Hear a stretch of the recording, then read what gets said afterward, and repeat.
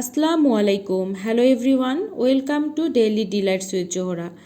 আজকে মাছের একটি স্পেশাল রেসিপি তৈরি করে আপনাদেরকে দেখাবো। আজকে রুই মাছের কালিয়া তৈরি করে দেখাবো। এই রান্নাটি আপনারা যে কোনো বড় মাছ দিয়ে করতে পারেন, তবে আজকে আমি রুই মাছ দিয়ে করেছি। আশা করছি আপনাদের কাছে ভালো লাগবে। কালিয়া রান্নার জন্য এখানে আমি মিডিয়াম সাইজের 6 পিস রুই মাছ নিয়েছি। মাছগুলোকে খুব ভালো করে ধুয়ে ক্লিন করে নিয়েছি। এখন এর মধ্যে 1 চামচ লবণ দিয়ে দিচ্ছি, 1 চামচ হলুদ গুঁড়ো দিয়ে দিচ্ছি, মরিচ গুঁড়ো দিয়ে দিচ্ছি 1 চামচ। এখন সব কিছুর সাথে মাছের পিসগুলোকে মাখিয়ে নিচ্ছি আর রেস্টে রেখে দিচ্ছি 10 মিনিট। এরপর মাছের পিসগুলোকে আমি ভেজে নিব। চুলায় প্যান বসিয়ে মাছের পিসগুলোকে ভাজার জন্য দিয়ে দিচ্ছি পরিমাণ মতো তেল। তেল গরম হয়ে যাওয়ার পর মাছের পিসগুলো দিয়ে দিচ্ছি। মিডিয়াম আঁচে আমি মাছের পিসগুলো ভেজে নিচ্ছি।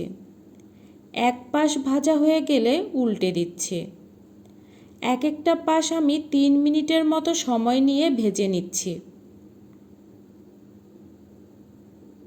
এর বেশি ভাজার প্রয়োজন নেই। ঠিক এই রকম করে ভেজে নিয়েছি। এখন মাছের পিসগুলো নামিয়ে নিচ্ছি। আর বাকি রান্নাটা আমি এই প্যানেই করে নিচ্ছি। প্রথমে আমি কিছু গরম মশলা দিয়ে দিচ্ছি। 3টি এলাচ, 2টি লবঙ্গ ও 2 টুকরো দারচিনি দিয়ে দিচ্ছি। দিয়ে দিচ্ছি হাফ কাপ পরিমাণ পেঁয়াজ কুচি। এখন একটু নেড়ে ভেজে নিচ্ছি।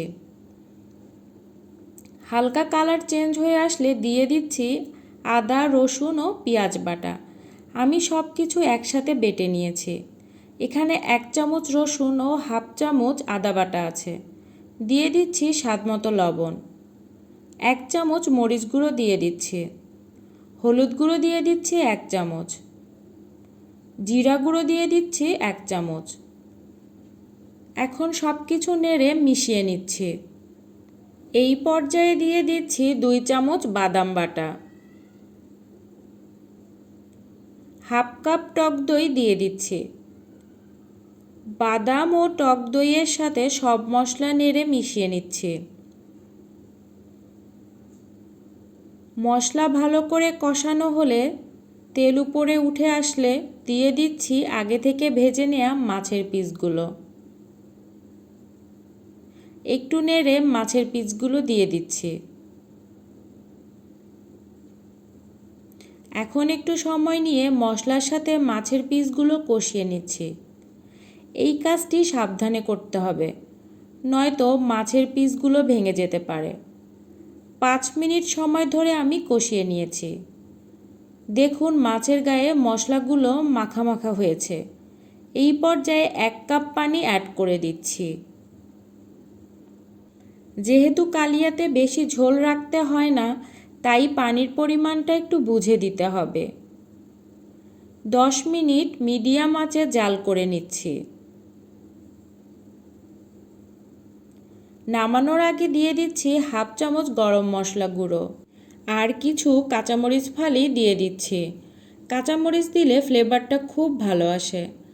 এখন 5 মিনিট একদম লো হিটে রেখে দিচ্ছি।